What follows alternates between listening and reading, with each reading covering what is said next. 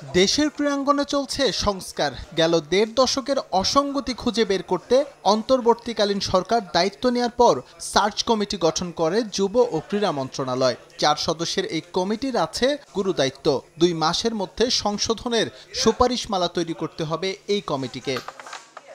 এরই মধ্যে কয়েকটি বৈঠকও করেছে সার্চ কমিটি। তবে বিতর্ক তৈরি হয়েছে কমিটির অন্যতম সদস্য কাজী মহিউদ্দিন আহমেদ বুলবুলকে ঘিরে। গুরুত্বপূর্ণ দায়িত্বে থেকেও গেল সপ্তাহে ক্রীড়া উন্নয়ন পরিষদের একটি সমাবেশে দেখা যায় তাকে। বিষয়টি নিয়ে শুরু হয় আলোচনা। গণমাধ্যম কর্মীরা প্রশ্ন তুললে কৌশলে তা এড়িয়ে যান সমাবেশের আয়োজকরা।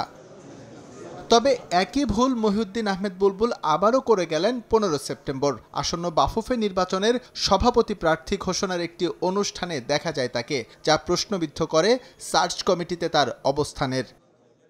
এবার আর বিষয়টি হালকাভাবে নেয়নি যুব ও ক্রীড়া মন্ত্রণালয়। দায়িত্বের বাইরে গিয়ে তার এমন অপেশাদার আচরণের দায়ে জারি করা হয়েছে কারণ দর্শানোর নোটিশ।